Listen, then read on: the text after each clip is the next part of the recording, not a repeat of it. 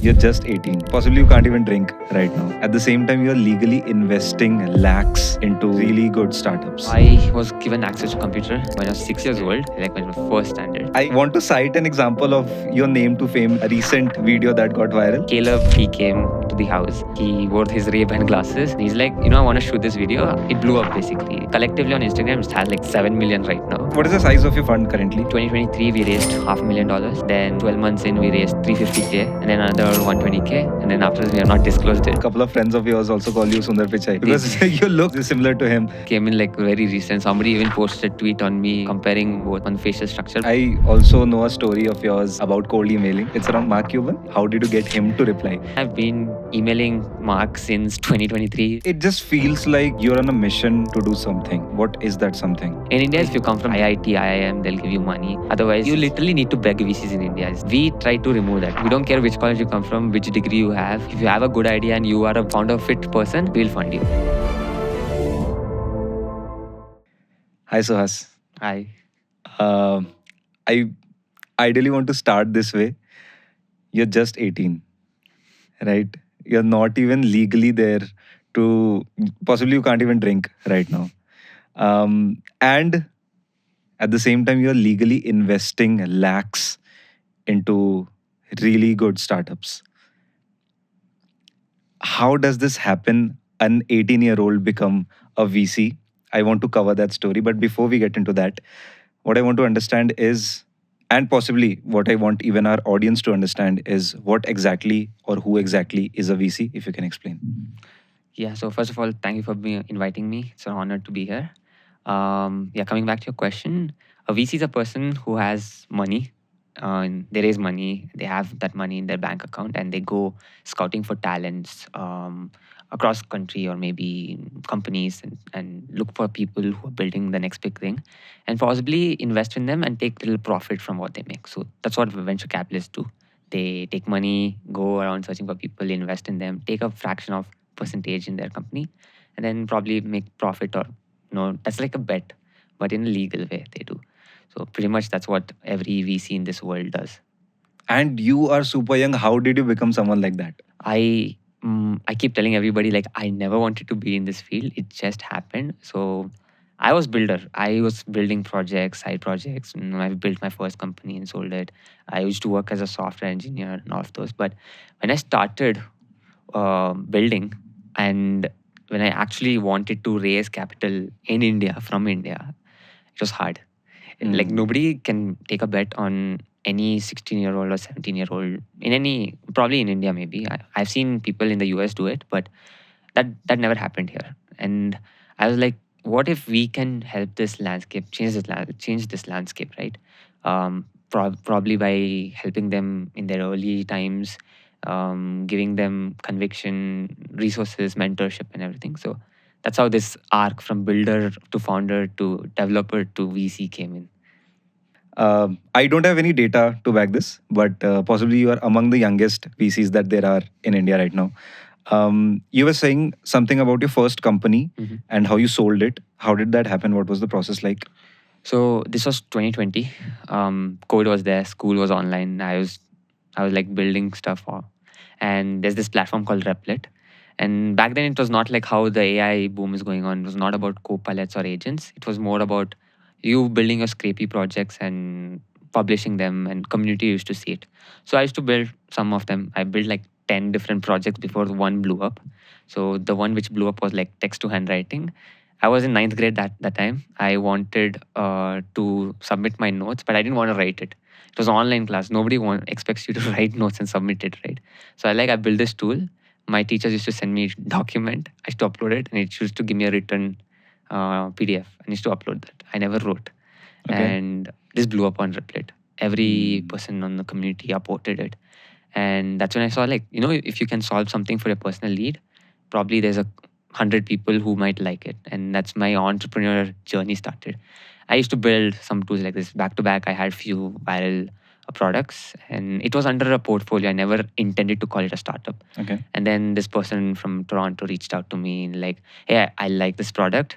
I would like to take the data, and if you're willing to sell it, we'll do. And for me being that kid, I know first time seeing this money, like yeah, I was like, cool, let's do it. And that was my first exit. I sold it for like $4-figure US dollars, like $5,000. And And how old were you back then? like I just like 15. At 15, you sold your Yeah. first company, dude. Yeah. And that money was like first time I saw like $5,000. Yeah. Can you tell me a bit more about your background so that the audience also hmm understand that possibly coming from a very humble background also does not stop you from achieving such amazing heights? Can you say something about that as well? Yeah. So I was given access to computer at a very early age. My parents gifted me a laptop when I was sixth grade. I mean, not sixth stand. I mean, like 6 years old, like when I was first standard. Yeah, I was like typical teenager. I used to watch YouTube, play games until in when I was like fifth grade. When I was 10, school introduced me to something called Microsoft Excel, and that's when I started actually like something. This is something big, and I wanted to learn this. And my father comes from a financial background, so I've seen him work around Microsoft Excel and all those spreadsheet data. So I started learning more about it. So there I realized there's something called macros and VBA, and that's when I first got into something called coding, and that's my first language which I learned. And 2 years I used to just build on Excel macros, databases, and batch programming language, and then that's how I started my entire coding journey. And then COVID came, perfect timing. Web development was that time I started web development. I started on YouTube and Udemy, and I did all these free courses. And then I should build some side projects. Some, as I told you, went viral, and some got acquired. And it was like an arc of me building, figuring out something went here, something used to hit, something used to fail, and it just kept going because it was it was my passion to build, and I used to continue it no matter what was the situation, and it turned out to be very successful at the end. I exited my first company like that, and then I was clueless after what happened. After I sold it, I didn't know what to do. Like I saw this big figure and like, yeah, I don't know what to do now. Did it not come to your mind that let's make one more and then sell, one more and then I sell? It came to a point where I wanted to do something, Yeah. but then I didn't figure out that big thing didn't come to my head that time. And luckily for me, a person saw my GitHub and he's like, I like what you're doing. I would want to talk to you. And I just had an interview with them. This was a US based company. And yeah, I joined them as a founding engineer after this, like 2 months gap of this. And I was working there for like 7 months. And then I was like, done. I can't manage this with school. And then I got into Web3. I got introduced to Web3. Web3, I personally tell you, I joined because of the price hype. It is not something because of the technology. Okay. And I attended these hacker houses, which Web3 runs across India. And that's when I saw that there's a big community over here and there are people building for the future of technology and not for the money. And my perception changed there. And I started building on Web3. I used to contribute to open source projects. And that's how I got introduced to this community called Super Team. And I used to contribute to their GitHub and a lot of other Solana based projects. And again, so a member from Super Team saw me do that, and then they reached out to me and like, hey, we are building this NFT platform. We are looking for engineers to join, and it was a no-brainer for me. I saw how much money was there in Web3.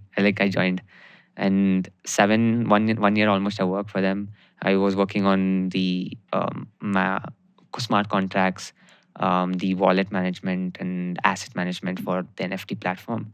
And that's where I saw like, all these small engineering teams, they lack something which is like daily updates to product managers, daily scrum meetings, and it is like a broken system. And I thought, let's fix this. This probably might hit and click, and probably in my next startup can come from this. So I quit everything and started building my second company. I call it Leapflow, and I started building it, launched waitlist and everything. And I almost like 6 months, I straight heads down built it.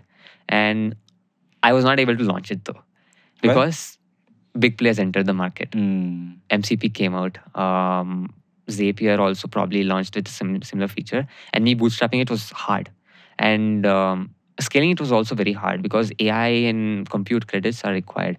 And I didn't have that much capital to build it. And that's where I started reaching out to angel investors and VCs in India. And me and my co-founder like used to go hit up cold DMs, emails, and some we got on a call, and but we never raised a fund. We were rejected. which is like typical what happens to when a teenager goes to a VC in probably in India, maybe, I don't know. But yeah, that never stopped me. I saw people figuring out the friction between capital and friction of building. That's when I like, probably we have a circle where we can solve this. So we'll launch a fund. So, but prior to this fund, I used to host hackathons on the side. Me, Kay, Andrew used to host hackathons. And this was partly because we wanted to bring student community around the world together. And we were like a Discord server and like 500 people just like building stuff over the weekend, over the hackathon for 48 hours.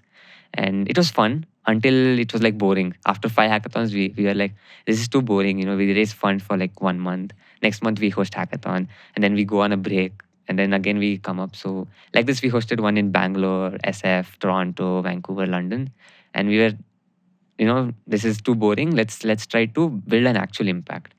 That's when we launched our first fund. We raised like $500,000 from investors around the world, and we went on Twitter and LinkedIn saying, "Hey, I want to invest in your pre-seed companies. If you're building anything cool in AI or probably anything future of technology, we'd like to talk to you." Like this, we got applications, we evaluated them, we invested some in America and Canada mainly. And we never focused on India at that time. We were trying to build a brand or a base layer of investments. So we started with US, of course, which has the largest talent layer. And of course, next comes Canada. So we try to focus on North America first. And then again, when 17-year-old and 18-year-olds try to run a VC fund, public eye falls on you. Like, Of how are you course. managing it? So we didn't want to call ourselves as a venture capital fund. So we turned it to an accelerator or a fellowship. Hmm. So where we used to bring in people, we used to give them grants. Again, this was all online. So we used to send them grants like $5,000 US dollars grants, along with some credits and compute. And they used to build stuff. Some of them have raised seed rounds. Some of them built some rockets, exoskeletons. Some went teaching Zen in Kenya. Different diversity and different type of people. And now we were still online, and we still did not have access to talk to them apart from that PFP and text, right? So 6 months back, we completely pivoted again, and we're like, screw all this. Let's build a house, get all the people. Let's bring URL to IRL, and then we just launched this house as our first test. We got in like 700 applications, and we sorted out. We could took our interviews. We filtered them out, and we chose the best 15 founders across India, and we flew them to Bangalore for 1 month, gave them food, shelter, community, grants, money, capital, support, everything they require to build whatever they're building. Some ended up raising money. Some, went to Shark Tank. All of them. So it was a very diverse community, and this is what we wanted to do. And now we found something which we can actually focus on, getting our online community to IRL, and that's what we are continuing to do now. Got it. You're possibly the sitting example of how ambitious a Gen Z can also be, Mm. right? I want to cite an example of your name to fame, a recent video that got viral, got roughly, I think, 5 million views. Yeah. How did that happen? What exactly was that, if you can? So we never thought it would go viral. It was so this model has been working in the US. In San Francisco, it's a big thing. Almost every street you go, there'll be a hacker house. At least 5 people will be building some next Google or Apple from their dorm room. We thought of bringing this to India. In India, it's not there. And we thought maybe we can test it out because there's a lot of young developer talent here. And so we just bought this one house in HSR layout, bought the best ambitious folks. And some of them were building AI models, agents. Some were doing content. Some were working on hardware, robots, and some were focusing on some content tools or something. So it was a very diverse people. Caleb, he came to the house. He was very much, he saw the US in India for the first time. Caleb is the creator. Yeah, he's the creator who shot that video, and he wore his Ray-Ban glasses, and he's like, I want to shoot this video. You will ask all of them to like, it'll be on like raw. Let's show how the next hacking culture is beginning in India. So he told, let's do it. So we're like, yeah, we didn't expect any return. We're like, cool, we can show the world what we're doing.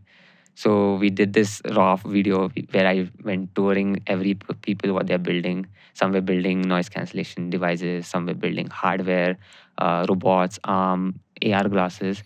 So I did tour of everybody, and it blew up on Twitter. And the next day, it's on everybody's reposts. Then it got posted on Instagram. It got featured on media. It blew up basically. Right. I think collectively on Instagram it has like 7 million right now. Okay. And on Twitter it's like 3 million, so roughly 10 million views. But yeah, we never expected it. It just blew out overnight. And yeah, a lot of people got to know about what we are doing in India. And a lot of people came in support. A lot of people tried getting into the hacker house and like, I want to be here. This is what we need. So clearly that's when we got to know, like, bringing URL to IRL, what was our model, is clearly working out, and we can continue focusing on this. So after Bangalore, we did it in Romania. Right now it's live in Romania. Then we'll be going to Japan, and then August 1st we'll be launching our Delhi house. So major 4 hubs we have right now. You were talking about this hacker house. How can someone possibly be there? Yeah, as I told you, we launched an application form like 1 month before the house starts. Okay. So for Delhi, it's now right now live at localhost.in.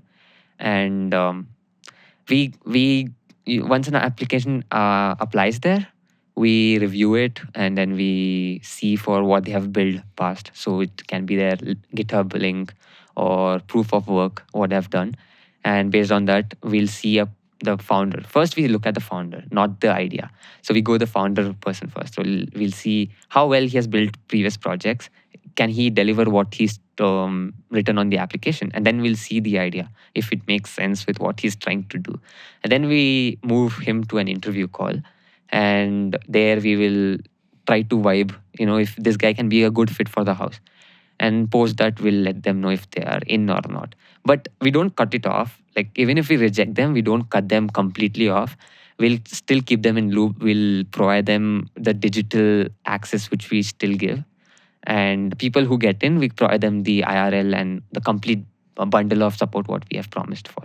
I just want to take a step back and ponder upon your early days a little bit. You possibly at 10, you started coding when you were 10. And then you shifted towards VC funding. Why did the shift happen? So I saw a lot of builders build great stuff, but nobody takes that early bet with financial or anything. These guys end up making great project for like a weekend, and it's gone next month. It's not there, Okay. which can possibly become something big. But if you compare this with US market, they clearly have some support of ecosystem. There's like something called dorm room fund, or something like student-led. Some funds are there. In India, is mostly, if you come from this college, we'll give you money. Like IIT, IIM, they'll give you money. Otherwise, it's like you literally need to beg VCs in India. It's not like you go as a kingmaker and do a deal, right? We try to remove that. We wanted to remove the friction between finance and building. And we were like, we don't care which college you come from, which degree you have. If you have a good idea and you are a founder fit person, we'll fund you. We'll give you 100% support. And that mission, what we did, actually worked out. We went through a lot of people from tier 2 cities, which ended up building great stuff at the hacker house. Some built, robotic arms. Some built assistive robots. Some built AR glasses, and probably the next meta glasses in the making. But yeah, that's how we ended up validating people, and this arc came in. Okay, so what is the size of your fund currently? So in 2023, we raised $500,000. Okay. Then 12 months in, we raised 350K, again, another 350K, and then another 120K. And then after this, we have not disclosed it.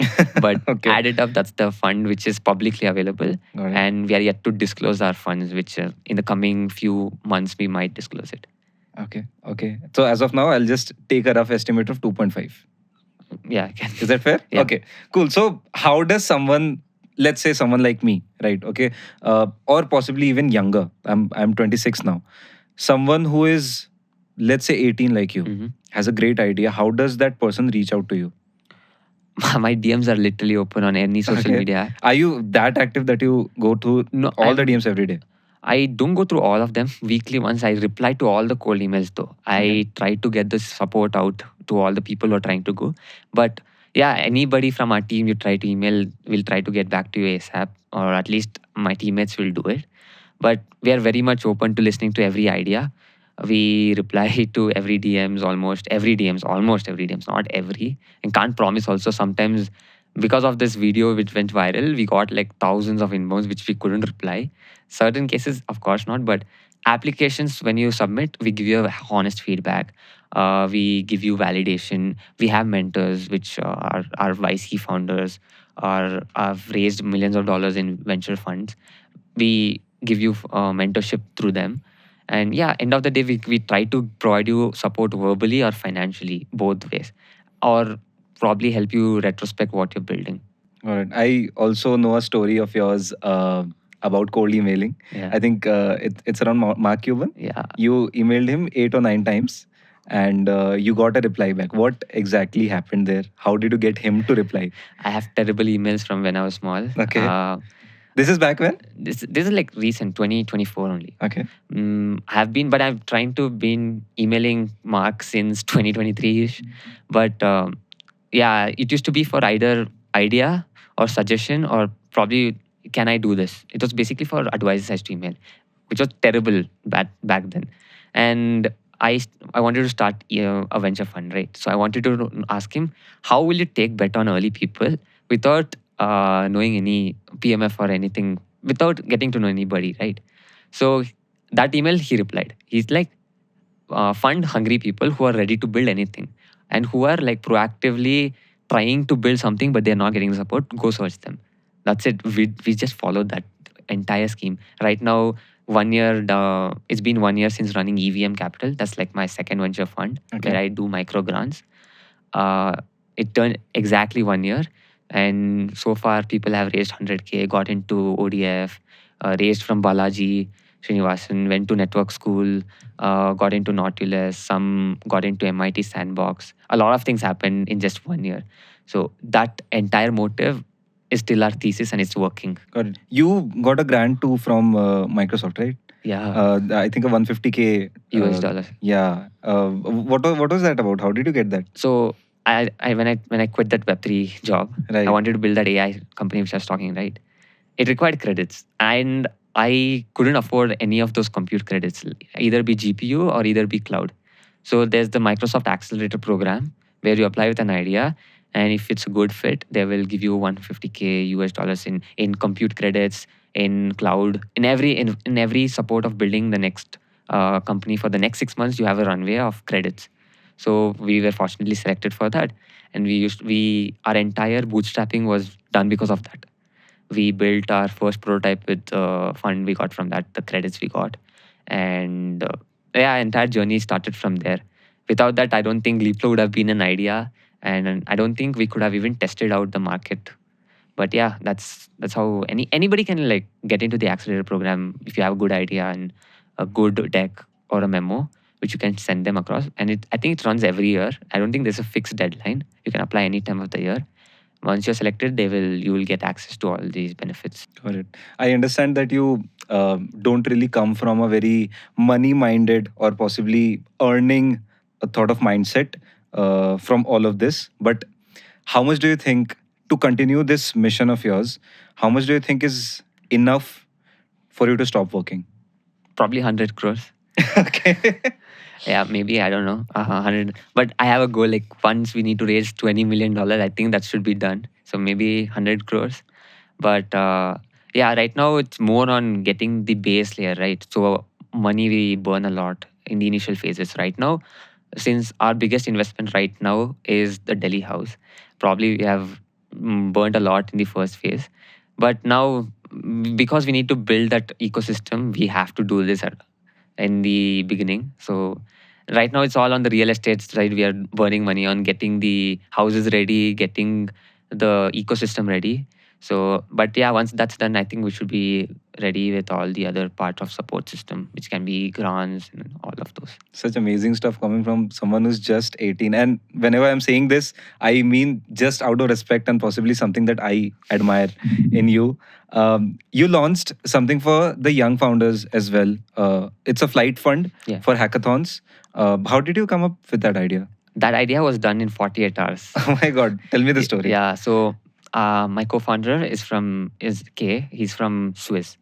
Uh, we did this India tour. Like we went around 15 different cities. I told you, right? So I told you need to come to one city. So he booked a two-way flight from Switzerland to Dubai to Delhi, and he was in Delhi for 6 hours and went back 16 hours to Swiss. So when he was in Delhi and we met a lot of founders, we saw them that they can't come to Bangalore or maybe Mumbai because most of the VC meetings happens there and investors are there, but they can't pitch them because travel is a restriction, and they Okay. need to travel maybe like via train, which is like 9 hours journey, which is like really tiring also, right? But again, the ecosystem is not there for these guys to give them broader uh, access to them. We launched something called SkyPass, which is like you apply in 48 hours, you get a yes or no. If your age group from 16 to 25, you get access to this. So ideally, if you're going for a hackathon or somebody, or you're raising fund, go want to meet investor, maybe in Mumbai or Bangalore or any part of the country, or if you have a government meeting, if you're building in a policy and defense tech and want to go to Delhi for a meeting, or possibly like any reason which can be life changing for you, we're ready to fund your flights. Like you get a yes or no response in 48 hours, we'll fund your entire trip uh, to and flow. And yeah, this blew up because India didn't have this. Um, a lot of them reached out in support again, and yeah, this has been working so far. We have given it to our grantees. Slowly, we are releasing it to the public because as soon as we opened it once, heavy applications No, came of in. course, it'll be flooded. Yeah, and like we need a one person to work on this, so we are restructuring it. So right now it's on a pause, but all our grantees, like the residents who had been part of our houses, gets access to this. And also this is limited to India only. So it's like only domestic flights. Okay. Probably in future we might open international. We wanted to test out how it will work, but I think it was a good initiative by us, and it opened a lot of doors to them. And sometimes I reflect back, and I was just saying to K also, sometimes somebody from a tier 2 city flying for the first time because of us is like a W for us. It's like a win for the entire community of our funds and everything. So it's life changing sometimes, but yeah, it worked out pretty well. Okay. I think a couple of friends of yours also call you Sundar Pichai Yeah, because you look similar to him. Has this helped you close any deal by any chance? Not really. Most of them call me Vitalik though, because Okay. I was from Web3 and I'm thin. They call me Vitalik, but this Sundar Pichai arc came in like very recent. Somebody even posted a tweet on me comparing me both on facial structure, but yeah, it never helped me in anything of that. Closing any deals, never though. But Okay. as a funsies, yeah. Okay. If, let's say today, there can be any company that you can steal and make your own, which company would it be? Probably just steal OpenAI and make it like actually open. Okay. They're like closed right now. It's And- closed AI. Yeah, it's closed AI. So probably it's only OpenAI. They've been doing really amazing AI progress over the years. And if I want to still be that, because you can easily make $1 billion out of it, probably even more, once you align to the mission of what Sam Altman had told way earlier. But yeah, OpenAI it would be. Got it. All these ideas and all these extraordinary things that you've been doing, um, possibly a young kid, let's say 22 years old or 21 years old, if does not have any such idea and possibly wants to build an AI, what should his or her steps be to initially get the idea and then execute possibly? For execution, of course, you are there to help younger folks, but how does one come up with such ideas? Idea is not like you don't get instantly, right? You Of course, need to work but there on must something. be some thought starters from where you can possibly Side link. projects. Everything starts from a side project. Okay. Even my journey started with a side project. Possibly tens of side projects before one clicked. You just need to work and figure it out. Like binary search element for your life is fucking around and finding out what is the next thing, right? You can't instantly think of something which is big. You need to build 10 different things before the 11th thing becomes a big. So ideally, just start exploring your field. Let's say if you like Web3, go deep in that. Try to build mini projects. See if you can build something. Or if you're AI, maybe building small mini projects, maybe like an AI ping pong game, which is a good starter. And then go on like that. But if you say in hardware, there's a different case. You need to like learn from theory to components to then building it on it. That's like a very different journey. But in software, it's easy. You can just do a side project, pick one stream, build on it, possibly try to get a few people to use it, and then from there you can probably get new ideas. And hackathons are a big thing. Getting into a team and building something together over 72 hours and 42 hours opens up a lot of ideas and discussions, and you can probably even get your next big idea there. And a lot of people, when personally hosting hackathons, I've seen people from Kenya collaborating with a guy from Mumbai and building a project which ultimately they also won.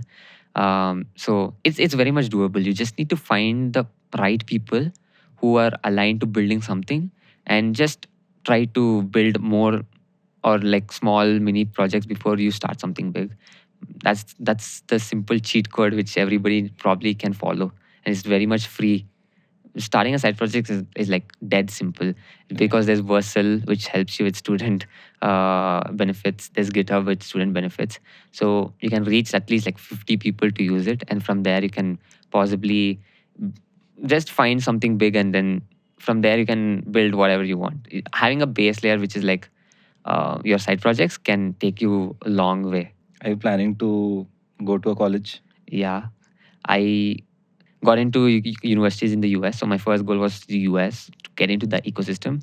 But now I feel like staying back in India makes more sense for me. So yeah, my counseling is yet to start. But yeah, let's see where I end up. All right. I think there's a lot more to cover in your story. One last leaving tip that you would want to give the youngsters who are planning to become something like you, or possibly wanting to start their own firm or their own company. One last tip that you would want to give them. Um, just try to meet as many as people, try to talk to them, which I did late, but yeah, it's never late to start it. And don't try to fit in every places. Go to places where people respect you and you can show people something which you have built. And don't go against like you're young, you can't do it. Leave all that. Just go build something which people want. That's the only thing which I say people every time.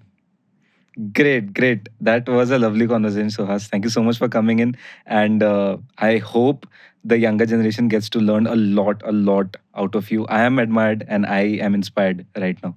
Thank you so much. Thank you so Thank much for you. coming.